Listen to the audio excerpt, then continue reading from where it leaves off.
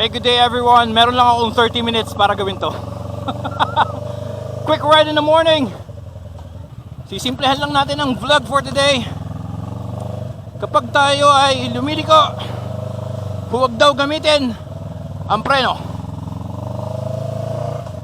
That is wrong. Yan ang vlog natin for today. Straight to the point. Napakaikli. Thank you so much for watching. I'll see you on another video dito sa Man Cannot Ride. And ha, gusto nyo ng vlog na maikli? That's it. Gamitin ang front brake sa pagliko.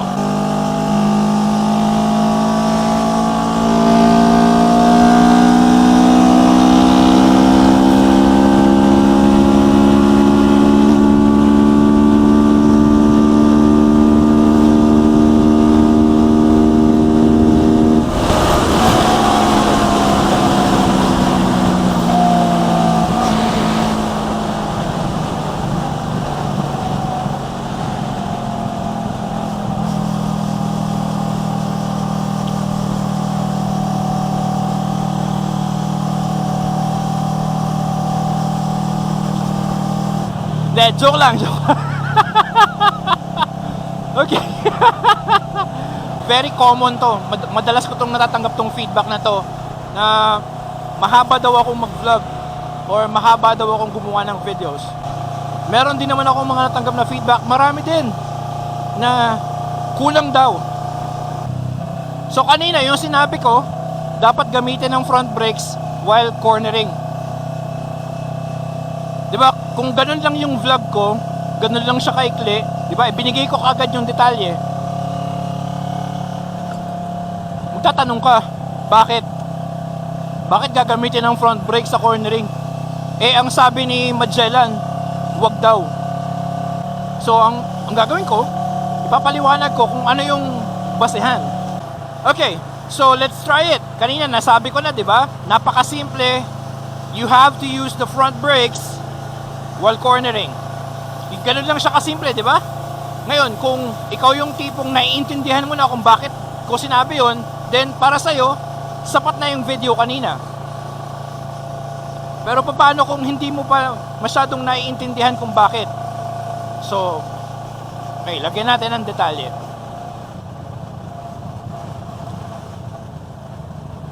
Kung ikaw ay mamemreno, kung ikaw ay mamemreno, matapos mong lumiko, then tutumba ka talaga. Kung halimbawang nakaliko ka na, nagko-cornering ka na, nagbabanking ka na, tapos saka ka palang mamemreno, tapos yung preno mo is grabbing the brakes or biglaan, then tutumba ka talaga. Malalaglag ka talaga.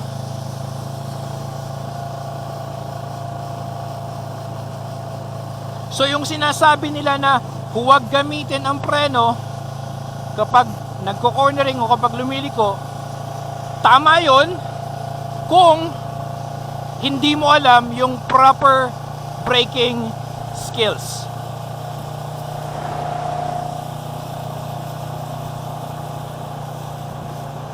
Kung alam mo naman yung proper braking skills, ano yung proper braking skill? Eto, right turn. We're doing 57. I will use the brakes now before I even turn in or before I tip in. Hanap tayo ng malalim-lalim. Doon sa exit ramp. Hanap tayo doon. Wait lang. O, eto. Right corner. I will now use the front brakes before I even enter the corner. And as I am cornering, habang nagko-cornering, I still have my front brakes, but I am slowly releasing it until I see the corner exit, and then I can go. O sige, para sa iba, baka sabihin, komplikado yon. Anong nangyari doon? Ginamit ko muna yung front brakes before I enter the corner.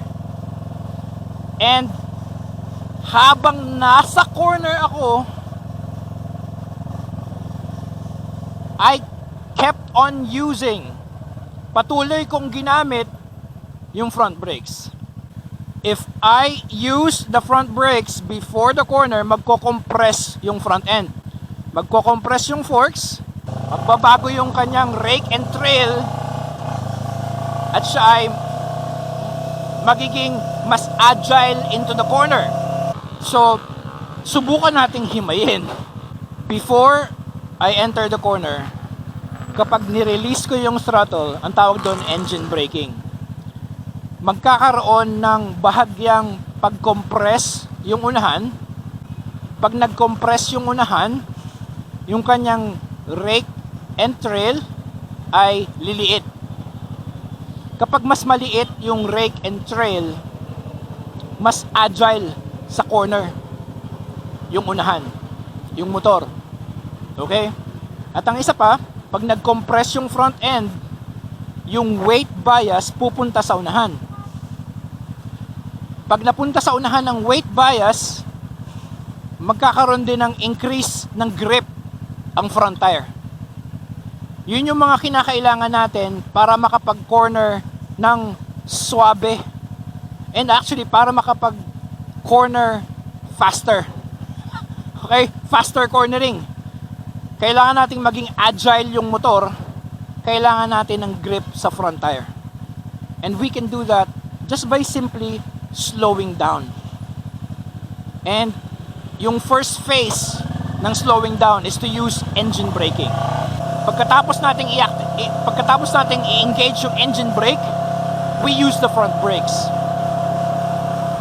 Yung front brakes naman will also compress the suspension, the front suspension more, and it will keep it compressed. Habang naka-compress yung front suspension, habang agile yung motor, at habang maraming grip yung front tire,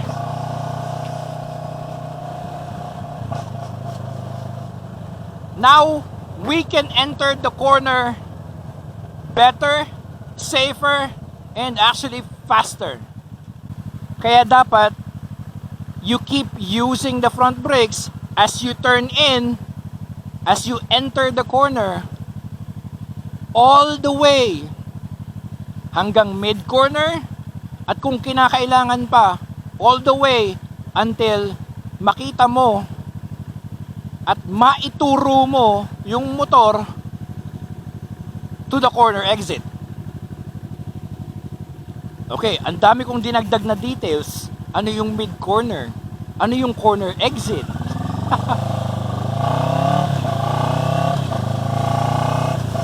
Kasi hindi ko maipapaliwanag na maayos kung hindi ko idadagdag yung mga yon. So ngayon, para dun sa mga hindi aware kung ano yung mid-corner at saka corner exit, ipapaliwanag ko yon. So ang mid-corner is ito. Pagpasok ko dito, ito corner entry. Ang mid-corner nito, yan, yung may white line na yon.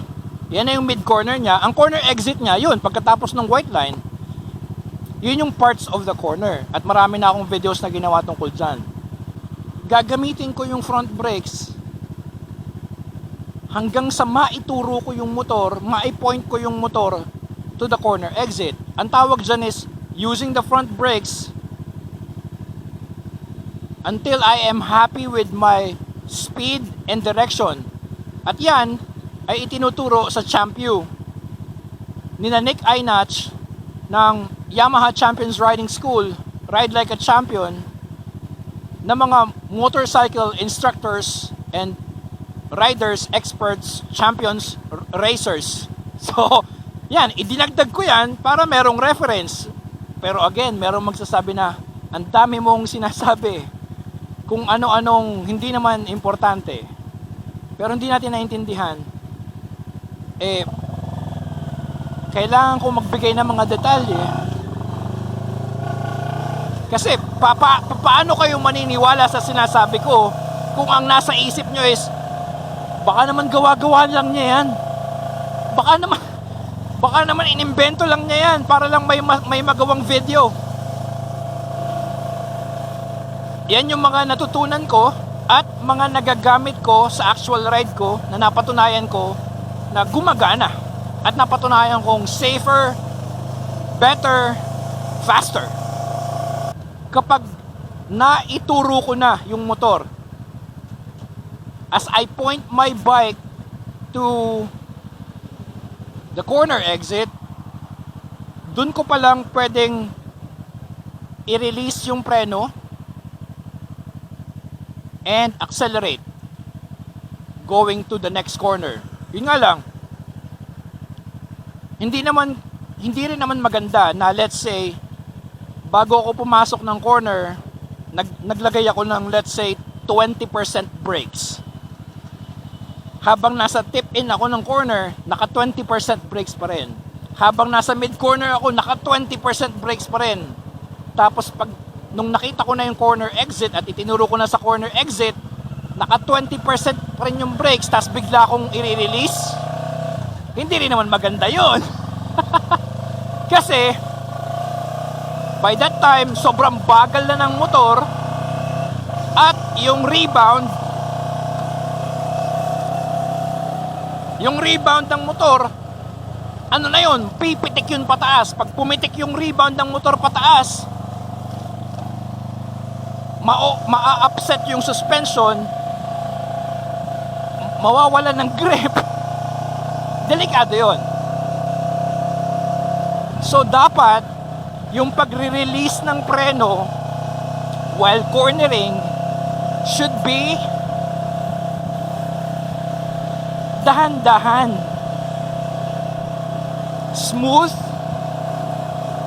at saka ita-timing mo na pag in-apply ko yung preno ngayon before the corner, as I tip into the corner and as I take the corner, dahan-dahan kong binabawasan na yung preno para pagdating dun sa corner exit, eksaktong nasa zero na yung aking brake pressure. So ganun siya kaswabe dapat. Ang tawag naman doon is trail braking. It's another skill na dapat nating ma-master for faster, better, safer cornering. Pero meron na naman magsasabi, ano na naman yung trail braking, para lang sa trail yan eh. Yung patay tayo dyan. Mali yun. Hindi porket may trail na salita dun sa trail braking eh, para na lang sa trail. No, it's not that. Okay? Okay, ngayon ipapaliwanag ko. Yung trail, it's coming from trailing off. Ngayon ipapaliwanag ko na naman, ano yung trailing off? Yung trailing off is yung dahan-dahang pagbabawas. It's like fading. Slowly fading. Oh, dahan-dahang nagfe-fade away yung brake pressure. Dahan-dahang nire-release yung pressure. So imagine mo lahat ng sinabi ko na yan, kung gagawin ko lang yan in 2 minutes, ang hirap nun.